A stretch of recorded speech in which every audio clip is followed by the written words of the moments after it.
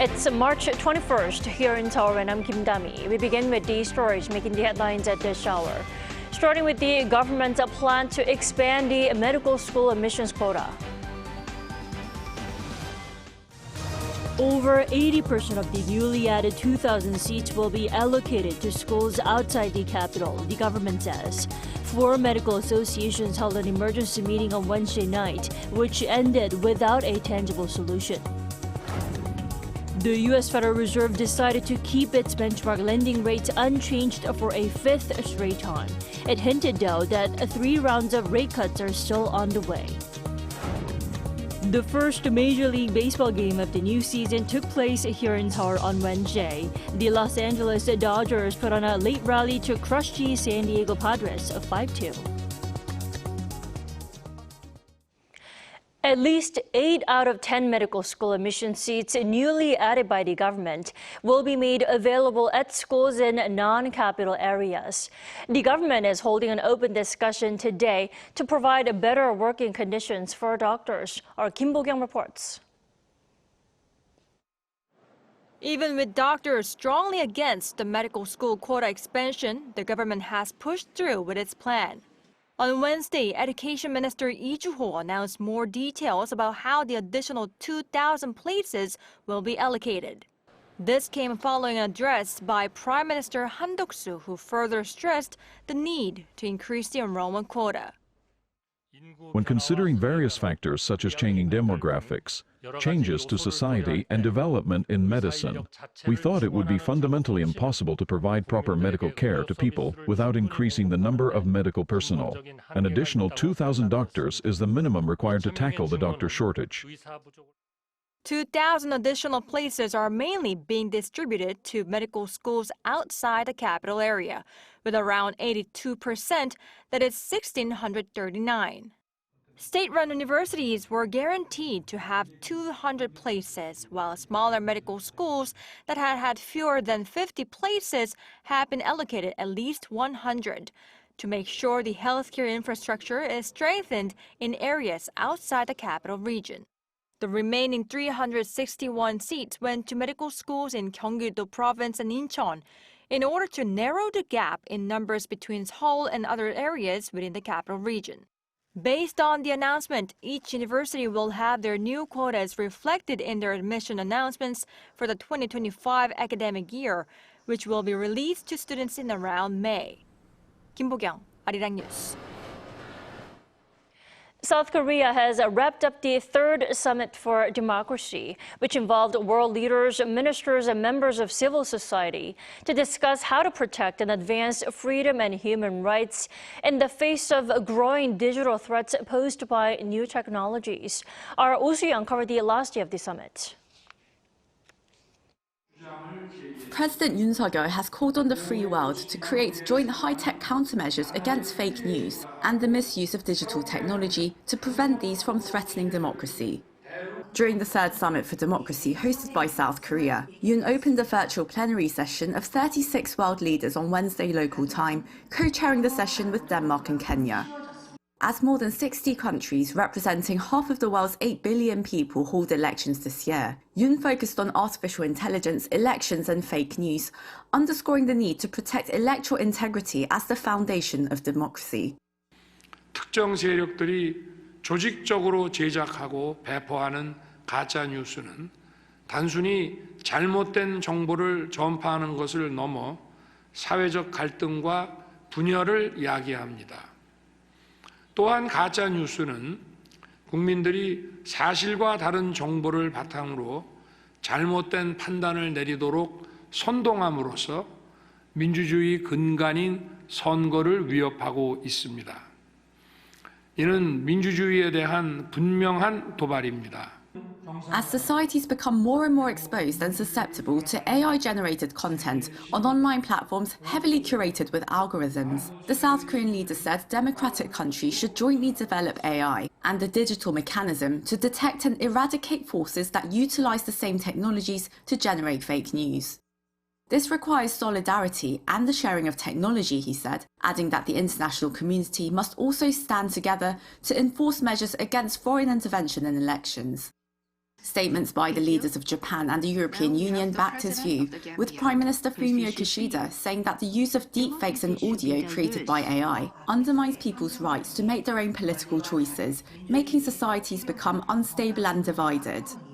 UN Secretary-General Antonio Guterres added that the world must build guardrails for artificial intelligence and the digital world in order to protect democracy against technology's perils while realising its promise. The summit's theme, Democracy for Future Generations, reminds us of an additional essential responsibility. We must strengthen democratic systems and institutions for and with the world's 1.8 billion young people and for the generations to follow. The plenary session also touched upon ways to build social inclusion and capacity for democratic governance, with the leaders of India and Canada calling for greater international cooperation. 민주주의는 세계의 안보와 번영의 기틀을 마련하기 위한 필수 조건입니다. Closing the third summit for democracy, Yoon said the chair's statement will be published, summarising major points raised by the leaders to set out the future path for a renewal of democracy. According to his office, this includes the impact of new technologies on democracy, the role of government and the private sector, along with measures to counter fake news and false information. Emphasising that advancing democracy takes collective effort beyond those made by a single country, President Yoon said that Seoul will collaborate with other governments, international organisations and private actors as well to strengthen and expand democratic solidarity based on shared universal values. Oh Soo-young, Arirang News. UN experts say North Korea has obtained half of its total foreign currency income through a cyber threat. It also believes that 40% of those stolen income is used for developing weapons of mass destruction. Lee Seung-jae has more. The UN Security Council Sanctions Committee on North Korea on Wednesday released its biannual report, which included details of military and political tensions on the Korean Peninsula over the 6 months from July 2023 to January 2024. The report said that not only have tensions on the Korean Peninsula heightened, but that according to a panel of experts, North Korea obtained half of its total foreign currency income through financial theft via hacking and cyber attacks. They added that such funds were obtained to cover 40% of the resources needed for developing weapons of mass destruction. The report says while there hasn't been a 7th nuclear test, the regime has been developing additional nuclear weapons and producing fissile materials to avoid UNSC sanctions. The panel pointed out that the continuous cyber attacks targeting the virtual asset industry is also a means of generating revenue by avoiding UNSC sanctions. As the crippling sanctions made it nearly impossible to obtain foreign currency needed to develop nuclear weapons and other missile technologies, hacking is used as the main means of earning such income. The report stated that it's currently investigating 17 cases of virtual currency theft last year in which North Korea was suspected to have been involved. The total amount stolen through such means amounts to $750 million. When looking at the amount stolen by North Korean hacking organizations between 2017 and 2023, the figure is a staggering $3 billion. The report also said the possibility of a technology transfer between Pyongyang and Moscow, which further fuels the regime's continued nuclear weapons development, is currently being investigated. The Sanctions Committee inspects the implementation of the international community's UNSC sanction against North Korea and reports the results of its activities to the UN twice a year. Lee Seung-jae, Arirang News. U.S. Forces Korea Commander General Paul Lamra stressed the need for Washington to continue to invest in the 28,500 American troops in South Korea in order to defend South Korea against North Korea's evolving threats. The comments came on Wednesday amid concerns that a return to the Oval Office by President Donald Trump could mean a reduction in the number of USFK troops, despite the current level being stipulated in the U.S. National Defense Authorization Act. Fueling the concerns, Christopher Miller, who served as the acting Pentagon chief under the former Trump administration, said in a recent interview that the time has come to talk about whether USFK still needs its current troop strength. However, Lamra stressed the need to compete in the gray zone with North Korea and continue support through various training programs to defend the South against the North's continued threats. The U.S. Federal Reserve kept its interest rates steady once again as inflation insists. Policymakers remain optimistic that 3 rate cuts will come by the end of the year, and stock markets surged in response. Our Moon Hae-dun reports. U.S. Federal Reserve officials kept rates unchanged for the 5th consecutive time on Wednesday, following the second 2-day Federal Open Market Committee meeting this year. With this latest move, the benchmark interest rates in the U.S. continue to stand in the range of 5.25% to 5.5%. A fresh set of quarterly economic estimates has also been released, showing an elevated projection for inflation due to slower than expected progress towards the Fed's 2% target. The forecast says the personal consumption expenditures price index, excluding food and energy, will rise at a rate of 2.6% by the end of the year, compared to 2.4% projections issued in December.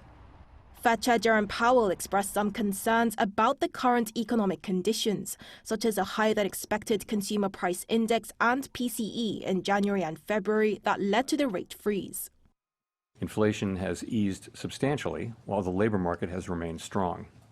And that is very good news. But inflation is still too high. There has been much speculation about when the Fed will begin interest rate cuts, with observers forecasting that they will come in the second half of the year.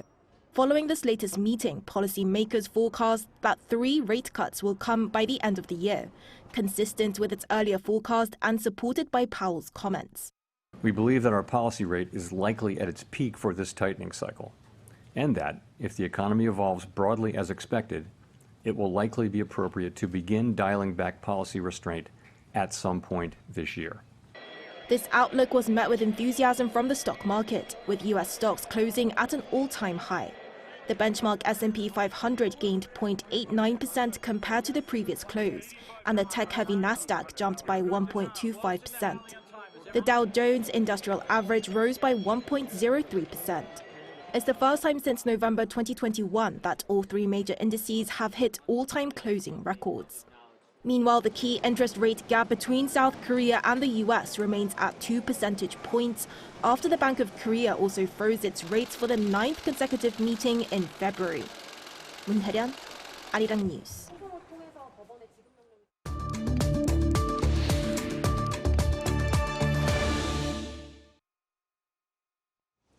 Japan's central bank hiked its interest rates for the first time since 2007, ending its negative interest rate regime the world's last. Now, what would that mean for the yen now? For more, we're joined by Professor Heo Jun-young this morning. Good morning. Good morning. So, Japan's central bank finally ended its negative interest rate policy. Now, what does it mean by negative interest rate? How does that work? Like individual making deposit at commercial bank, the commercial bank make deposit at the central bank in the name of reserve.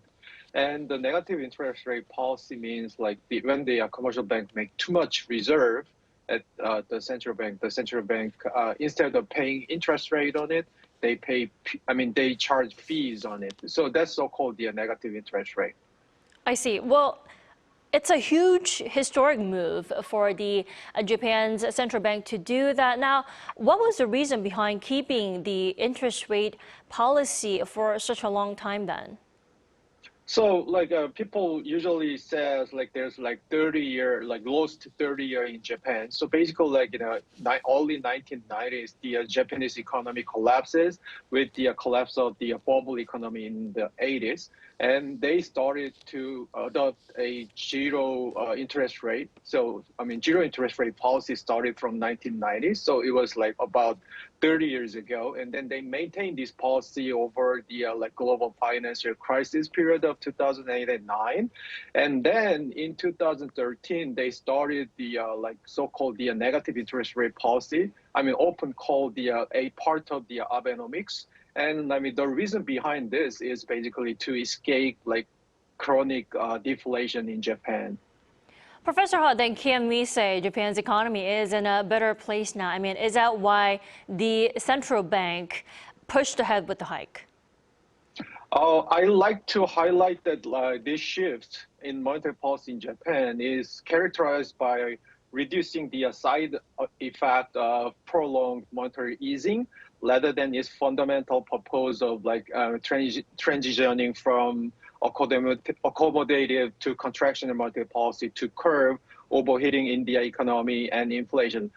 For example, the IMF project a gradual decline in Japan's economic growth rate from 1.9% last year to 0.9% this year and 0.8%. So Japanese economy still, in terms of economic growth, pretty weak. And also, I mean, inflation-wise, I mean, people expect that at the end of this year, the inflation will go down to 2%, maybe 1.8% is expected. So which means in terms of inflation, still Japan is not escaping from the deflation era entirely. So I would like to emphasize that the Japanese Bank of Japan, the recent movement is, to reduce the side effect of the financial market driven from the negative interest rate policy, also yield curve control kind of policy. So Japanese economy is still not in the best place yet. We've been hearing a lot of this carry trade. Professor Ho, what is carry trade and how does the Bank of Korea's rate hike affect it? So carry trade is a speculative strategy in the financial market where investors borrow money in a currency with low interest rate and then invest it in a currency with high interest rate. So, I mean, Japan, in terms of volume, I mean, they have huge carry trade in the sense that, I mean, people borrow money from Japan and then make investment on the U.S. asset or any other asset that yield higher interest rate. So, for example, Japan is the largest country of holding the U.S. government bond outside of the United States.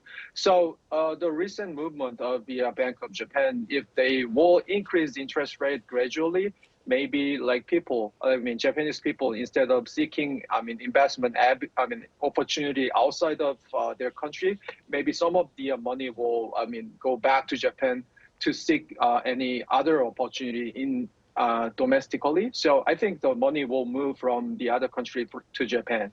Definitely. All right, Professor Ha, thank you so much for your insight. As always, you have a great day. You too. Thanks.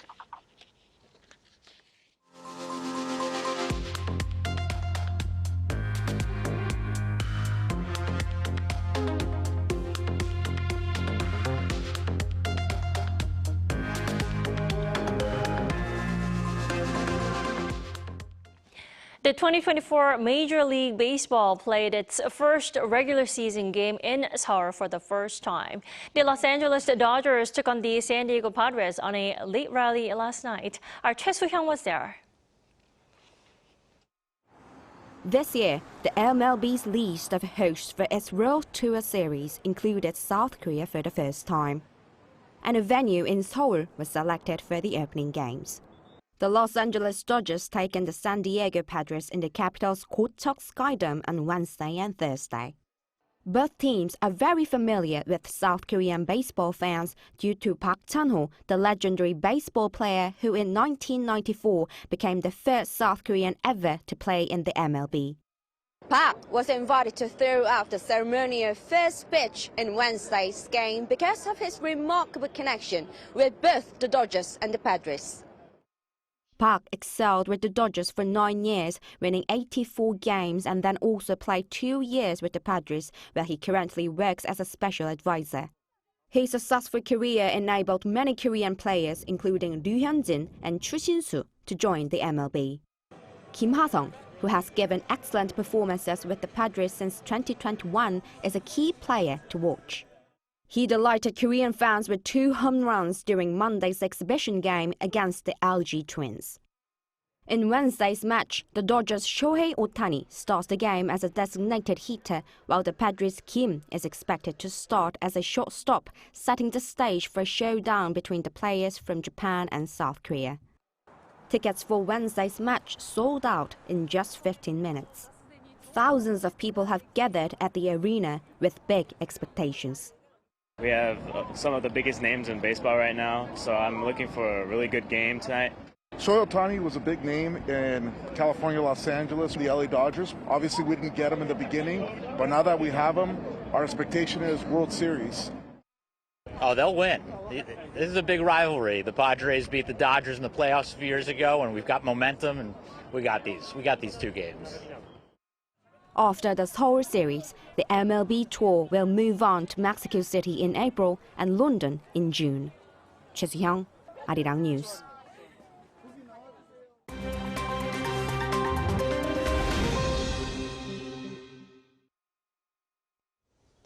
Good morning, I'm Kim Si-young, and now we turn off to stories from around the world. On Wednesday, Ireland's Taoiseach, Leo Varadkar, announced his resignation as Prime Minister and leader of the ruling Fine Gael party. He quoted personal and political reasons for his surprise move.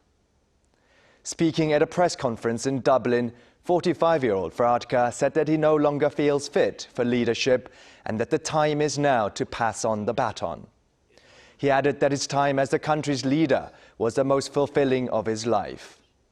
While Varadkar's resignation as head of the 3-party coalition government does not trigger a general election, he said he asked for a successor to be elected before Fine Gael's annual conference on April 6th. The elected party leader will then be subject to a vote in Parliament before he or she is appointed as the Prime Minister. Leo Varadkar was Ireland's youngest Prime Minister when he became Fine Gael party leader at 38 in 2017. He is also the first openly gay Irish leader.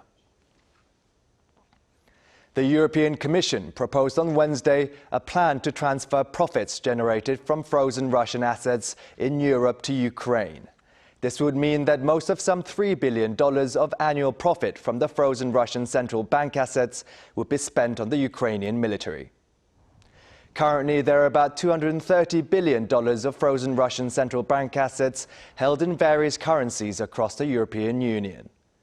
The exact amount of profit each year depends on global interest rates. Under the EU plan, 90% of the funds taken from Russia would be used to buy weapons for Ukraine, while the rest would be used for recovery and reconstruction. EU Foreign Policy Chief Josep Borrell met with the Ukrainian Prime Minister Denis Shmyhal, after which he urged member states to approve the plan quickly. Shmyhal said that Ukraine expected the EU and G7 countries to confiscate the original Russian capital itself. Moscow said on the same day that the measure is banditry and theft that would destroy Europe's reliable reputation of safeguarding financial and property rights. Now to Montenegro, where it has been confirmed that Do Kwon, the South Korean former co-founder of crashed cryptocurrency company Terraform Labs, will be extradited to South Korea. The Montenegrin Court of Appeals on Wednesday rejected the appeal submitted by his lawyers and confirmed the High Court's decision made on March 6th to extradite Kwon to his home country. Kwon faces prosecution for several criminal charges in South Korea and the US. In 2022, Kwon's stablecoin Terra and cryptocurrency Luna collapsed, wiping out an estimated $60 billion from investors. According to the latest World Happiness Report released Wednesday, Finland remains the happiest country in the world for the 7th year in a row. The World Happiness Report, produced as part of the United Nations Global Initiative, measures the absence of corruption, freedom, generosity, health, income, and social support to determine a country's national happiness. Nordic nations, Denmark, Iceland, and Sweden were just below the top spot. Afghanistan and Lebanon were bottom of the list.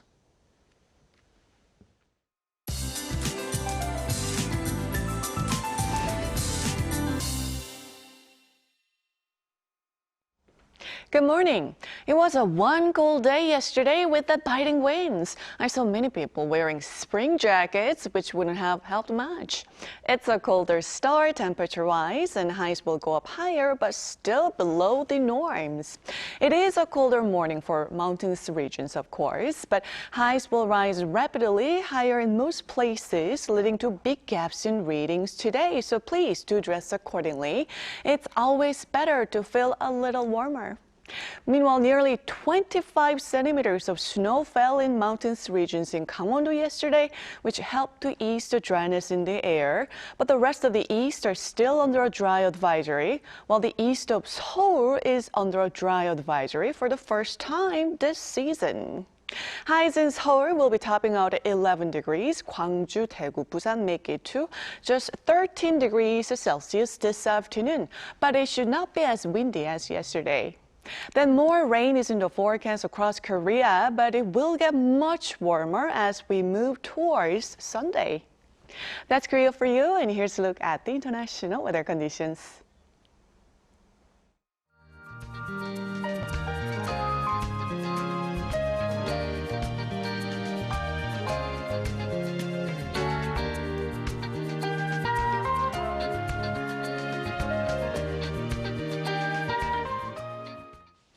We thank you for watching New Day at Arirang. We'll be back tomorrow for our Friday's edition at the same time, 9 a.m. Korea time.